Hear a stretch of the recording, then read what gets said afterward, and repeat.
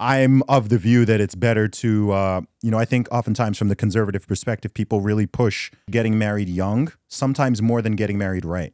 Sure, that's fair too. And you see the results of that, right? There are a lot of people who do get married young, sadly, and before they're 30, they've already had a divorce. Yep. And this is the average age, by the way. Sure. The national average age for marriage today in the United States is 27 years old for women and 29 years old for men. This is, of course, varies from state to state. Most people will marry between the ages of 25 and 30, which I think that's a fine age too. Yeah, but look up the UK, because UK is several years older than that. UK is older. UK, they're both going to be, I think UK is like 34 and 30. People get married younger in the US than they do in the UK and most of Europe. 31. Yeah, 31. What is it for men and women, though? I think it's 34 for men. I think for both men and women, it's over 33. Average age of marriage, first-time marriage, has risen by 8+ years. 31 for women, 34 for men.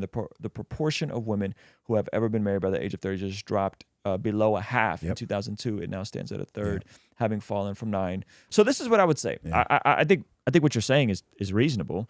I think there is absolutely men should stay away from. Oh yeah, and there's women should stay away 100%. from. Right? I think the tricky part to me is if we look out at a demographic of people and we find out that out of all these different tribes of people, these guys over here tend to be the most in shape and have the best BMI and the lowest body fat percentage. Wouldn't, if those folks over there are the leanest and have the best muscles and got the best body, and I aspire to build muscle, wouldn't I want to go over there and examine why are these people so successful? Absolutely. Right? This is the point I was making earlier about Christians leading by example. Leading by people example. wanting to be like them. Right. And so if we look at Christian marriage versus secular marriage, which, by the way, this entire notion that there's a 50% divorce rate is nonsense. It's it's between 35 and 40. That was a false statistic given based on when no-fault divorce laws passed and what they were projecting the divorce rate was. It never actually hit 50%, which is another red pill talking point, which is nonsense. I think most people say 40 to 50. Yeah, it's closer to 35. Okay. It's 35 to 40 in terms of folks that get divorced throughout their lifetime. Sure. And so if we and then the folks who get divorced are more likely to get divorced. Yeah. But then we look at Christian marriage and we find out that folks who go to church regularly and are, practicing their faith, taking their faith seriously, and those folks end up getting divorced at the lowest rates. Yes. If those folks have a slightly above average income, the whole divorce rate plummets. Yep. So most men are going to want kids. Most women are going to want kids. Who you have kids is the most important decision. Who you marry and who you have kids with, by far the most 100%. decision you're making in your life. So if we're seeing these folks over here who are creating healthy, stable families and healthy, stable environments, and they're staying married and they're flourishing, wouldn't we want to go and investigate and say, what is it about these Christians that are married for decades and decades at a time? Yeah. Instead of acting like they don't exist, which the red pill does. Yeah. You know, one of the biggest flaws or omissions I see from a lot of red pill creators and people who speak on it is the lack of contextualization of statistics. That's good.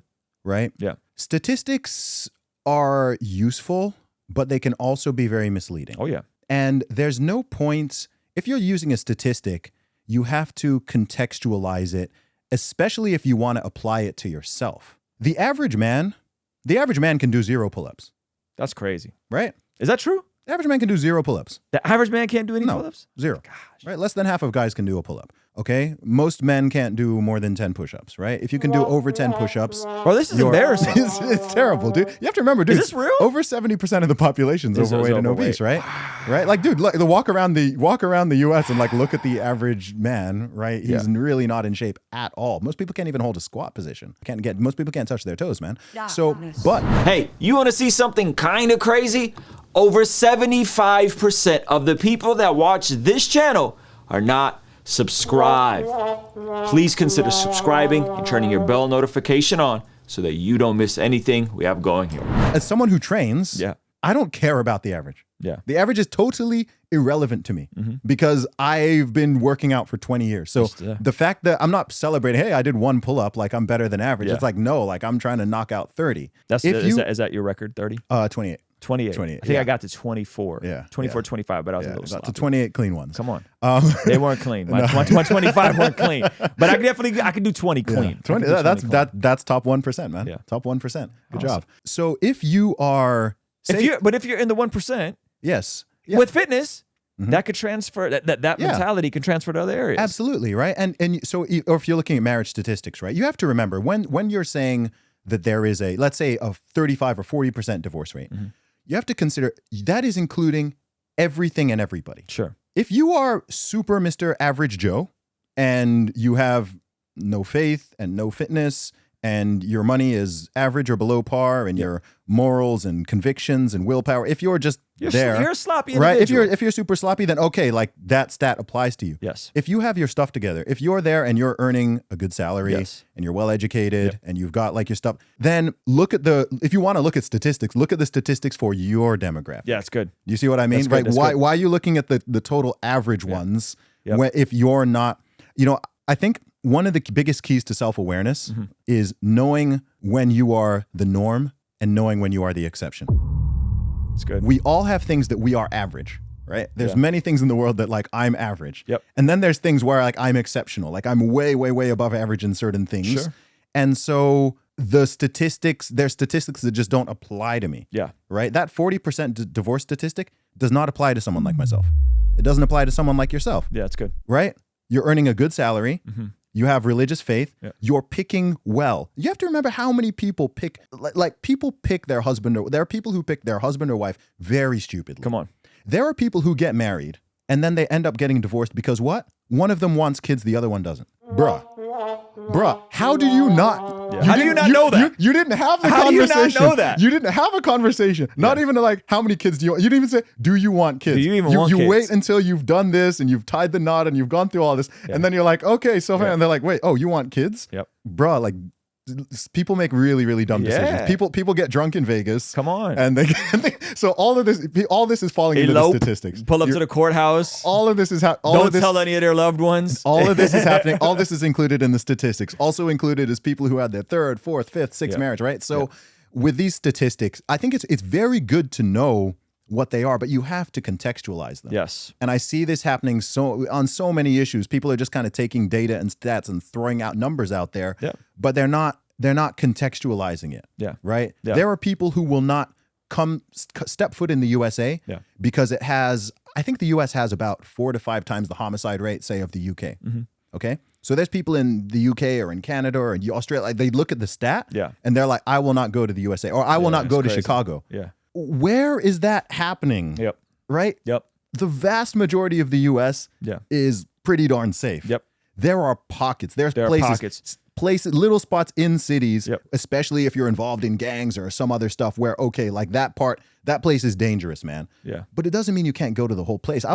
Earlier this year, I was in Johannesburg. I was in Cape Town, right? Yes. South Africa has a reputation. Oh my gosh, you're going to Johannesburg? Like, so you're going to, I'm like, I'm not going to go to the sketchiest areas and be hanging around on there with a rollie on like at 2 a.m. Yep. Right? This is wisdom. That's dumb. It's wisdom. So my point is, with all these statistics, I think they get thrown out and they get repeated and they get parroted and sometimes they even get inflated, but no one is saying, oh, wait, hang on. Actually, if you earn over $100,000 a year, I think the divorce rate drops below 15%. It's low. Right? The more over 200, it falls off a cliff. Yeah. Okay. So say household earnings over 200,000. Don't quote me on this. It might be like under 10%. Yeah.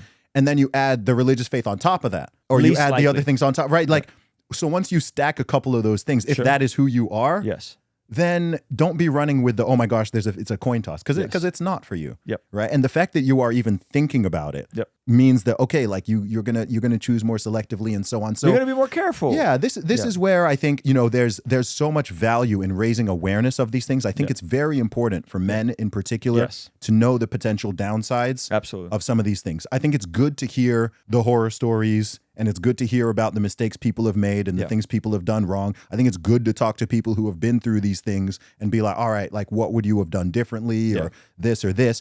But don't only listen to the horror stories. Don't only listen to the people it went bad for, right? Talk to people who are in successful long marriages.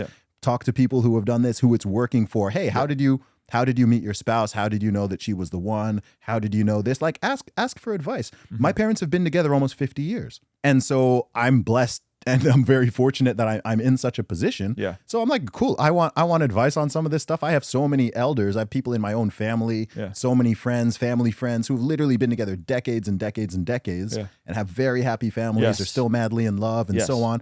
And I'm like, cool. Like, hey, what's the secret? Yep. How have you done this? Like, you know, and it's right there. So last point on this, I think part of the problem as well is that people who are in long-term happy marriages and so on, they're not usually making YouTube videos and running podcasts and doing like they're just doing their thing. Yep.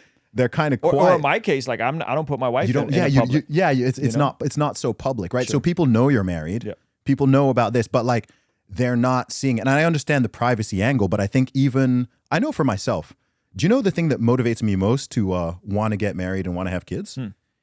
Is seeing other people, men in particular, who are dads and they're having a great time and they got their kids and they got their wife and whatever. And I'm like, man, that's a flex. Like that's dope. You know, like I want that. Like seeing it, I think is extraordinarily powerful. And sadly, there are many people out there. The truth is there are millions of people out there who are not, they're not seeing it. Like you see it every day. You're in your church, you got your friends, you're seeing it all the time.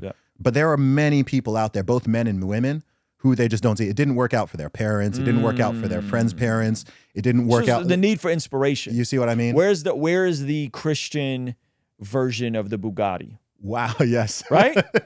Right? Because I think more men want what you just described than they actually want the Bugatti. Yeah, the Bugatti's a symbol. But you'll take the Bugatti if you don't. But I think most of us want legacy. I think most of us want kids. Hey, this is a segment from our daily after party stream. Consider partnering with us online for as little as $5 a month to get access to these daily after party streams completely unedited. You'll also get access to our podcast as they are streamed live into the community before anyone else gets to see them, get to interact with our guests, get access to our private Discord server, and a discount code for our store for as little as $5 a month. Ultimately, that will help towards helping us continue contextualizing the gospel using media and podcast here on YouTube. All right, I'll see you over there. Peace.